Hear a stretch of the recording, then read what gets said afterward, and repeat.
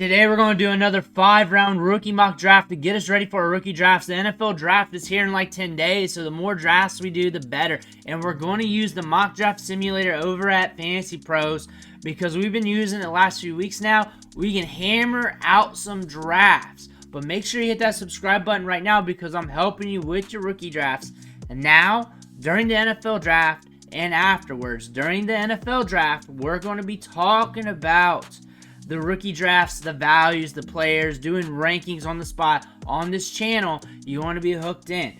But here it is on Fantasy Pros, the setup for the mock draft simulator. It's an okay tool. It works fine. However, it's a guide, not a concrete tool that you want to use all the time. I say pick a night, knock out 10 mock drafts, get a good feel. It'll give you a good feel of how your draft could be if things go a little bit crazy. There will be some off picks. But all in all, not too shabby, not perfect, but what you would expect from a tool. Here, we did the randomizer. We're going to be picking second. We're doing 5 rounds, super flex. We're going to click the button to start the draft. So, Caleb Williams goes off the board right here. Looking at the draft board, I'm next up here to do my pick. Marvin Harrison Jr., Jaden Daniels, Malik Neighbors. Whoever you want between the two. I'm going to go Marvin Harrison Jr. I haven't had many opportunities to draft him. I do like to diversify more portfolios. I am a portfolio player. That being said, we're in the second round. Let's check the draft board out here. Let's see what we're working with. So Caleb Williams, Marvin Harrison Jr., Malik Neighbors, Jaden Daniels, Drake May, Rome Odunze, Brock Bowers. Things pretty standard. J.J. McCarthy at 109. Troy Franklin, Brian Thomas, Xavier Worthy at 108. Brian Thomas falls a little bit. Keon Coleman goes in the first round. Honestly, situation, draft capital, could allow that to happen. More than likely, he's getting drafted around here in the middle of the second. A.D. Mitchell, first pick off the board in the second round. It's my turn to draft. I'm very excited about Jonathan Brooks here. I'm very excited right now. I've drafted Trey Benson a few times. For me, it's between those two players unless we got something at wide receiver. Remember, it's super flex, and they like to sneak the quarterbacks under your nose, so Michael Penix is there.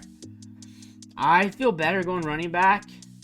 I like Jonathan Brooks. I'm going to roll with what they're giving me. I'm going to roll with the punches. So we're going into the third round. Blake Corum's on the board. Seems like a slam dunk pick to make. I feel like he's going to get good day 2 draft capital. I'm going to go to the draft board here. And looking at this, we got A.D. Mitchell, Jonathan Brooks, first 2 picks. Then Lad McConkey, Ricky Pearsall, not too bad. Then we got the quarterbacks. One of these guys, if they go in the first, could end up around this range in Superflex. That would make sense. Or at least around here. They could catch that Will Levis value if they go in the latter part of the first or early second. Blake Watson, free agent running back. Something new. Marshawn Lloyd, Jalen Wright, Braylon Allen, Trey Benson. All in all, not too shabby, not too sneaky. But Jalen Polk comes off the board 301. We're watching him because sometimes he'll get drafted in this range of the draft or this range of the draft. In the simulator, last 2 times, they've cleaned that up. They must be watching my videos. Whoever is working on this product is watching the videos because on the draft board, Jalen Polk routinely goes around here or here. First 3 videos we did. Now he's going in the third round. About the appropriate value we see in mock drafts. And we talk about mock drafts a lot. I'm slamming that button on Blake Corum. Double checking wide receiver again. Roman Wilson, Xavier Leggett, Malachi Corley, Javon Baker. Baker falls to us. We're going to smash that draft. Right now, it's not looking very realistic. Unless something crazy happened. Blake Watson, their RB26 goes in the second round. Part of their simulation is to give you the randomness of like your hometown draft, like Jalen McMillan off the board. But again, I can definitely see Jalen McMillan getting better draft capital than expected, maybe landing in a situation. He is a very good route runner, plus latter part of the second round. Your odds and hit rates aren't that great, but I wouldn't do it before Marshawn Lloyd or Jalen Wright and Braylon Allen. The running back runs a little bit late here in the second round.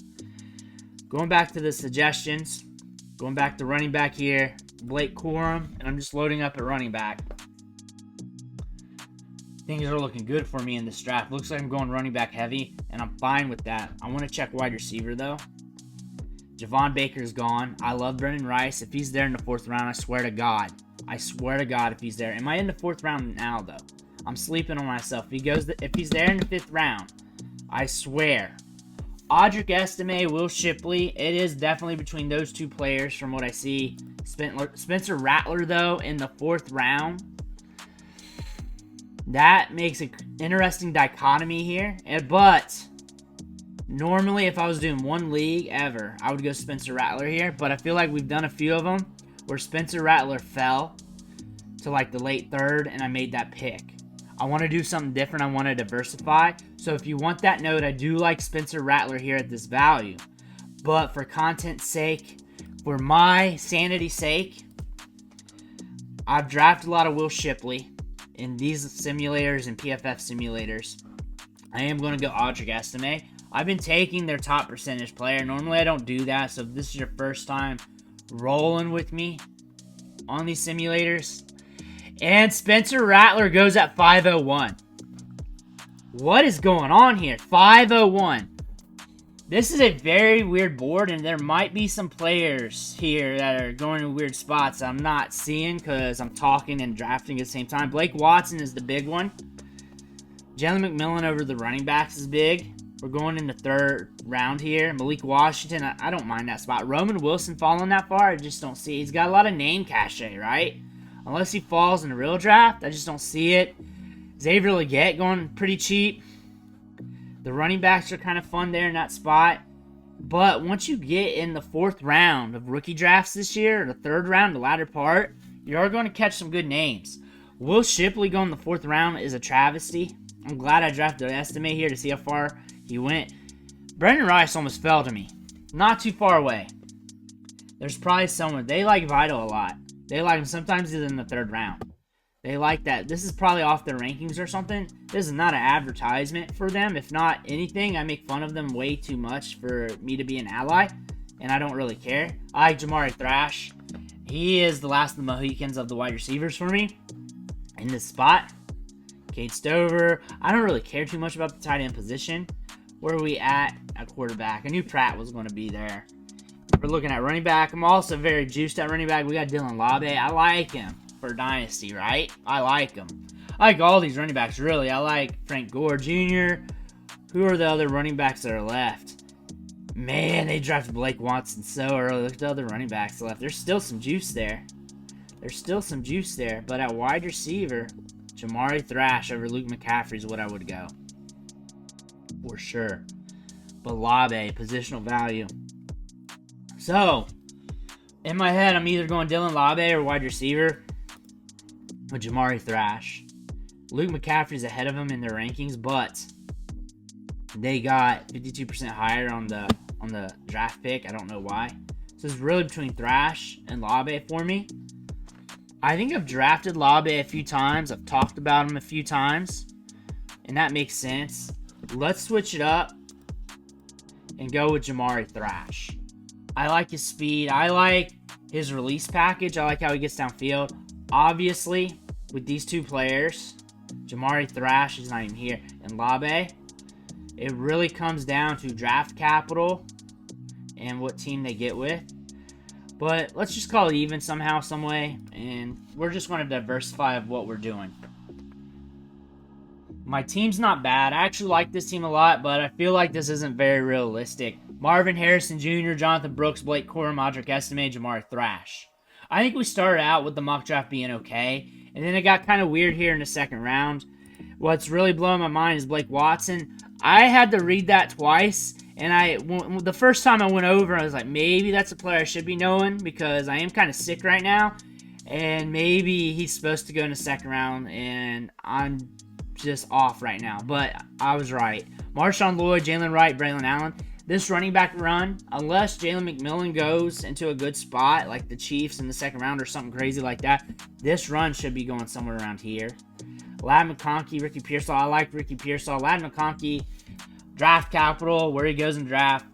You know, one of these two quarterbacks, if they get drafted in the 1st round, will go somewhere around here. If one of these quarterbacks get drafted early 2nd round, somewhere around here, maybe this range. They're going to be in Will Levis category. Both of them will not be in this range. One of them will fall. That is my Nostradamus coming right at you. Blake Corum fell too far. He should be in the second round. But if we have a wide receiver jump up there, a running back's getting pushed down. Ray Davis could be a big value here in the third round. I was hoping Javon Baker would fall to me. That didn't happen. I don't mind Xavier Legette at this value. I kind of like it a lot. Will Shipley's been a huge value. And I think he's going to be a huge value in regular rookie drafts, but I think he's going to be more like the third round. Somewhere around this range is where you're going to catch that value. Maybe up around here or back into the second, depending on where he goes in the draft. Very multifaceted running back. Went with Audric Estime. I've been going with Will Shipley a lot in drafts. It was hard between those two players. And then also, I was looking at Brendan Rice. I wanted to see how far he'd fall. Went to 409. I was wondering if he'd make it to me at 502. That did not happen. But again, when you mess around with these simulators, you just want to see what's happening. I never clicked this buy roster button. So it does absolutely nothing. So don't even click that button if you're trying to sell. I do not know why it's there. Somebody call their IT guy. Players left on the board. If you want to look at that, if that fancies you at all, Kendall Milton, John Edwards, Jace McClellan, Imani Bailey. We got some juice at the running back position. We still got some juice there. Donovan Edwards. He ain't coming out for the draft, but if you see that right down there, you gotta zoom in a little bit. Really should not be in the simulator. That makes it funny. That makes me like this draft even more. I should have drafted. I'm gonna draft them next time. Just to troll. Even though somebody is watching me from Fantasy Pros do these mock drafts. And I'll say that again. Jalen Polk. First couple mock drafts went here. Then he went around here. There were people in the comments saying, hey, I can't take anything seriously with Jalen Polk going in the first round. We did our last two drafts. Jalen Polk going in the third round. They adjusted something here. They sure did. They saw me make fun of them. They saw the comments, and they adjusted something. So maybe me doing these videos, we're fixing something with the simulator. It's okay. It's not the greatest tool out there, but it will give you a little bit of gauge, being on the clock, seeing players come off the board. Knock out 5 to 10 drafts. Just get a good feel of being on the clock, having players come down, draft, seeing some randomness too, especially if you're drafting in a home league. That's where the randomness will happen. But again, it's a tool. You got to use it as a tool. Do not use it as concrete, as solid, because it is what it is. You know what you're getting into. That's why we're showing it here on the channel as well. Let me know what you think in the comments below. Make sure to hit that subscribe button on the way out. I want to thank you for watching. Catch you on the next video.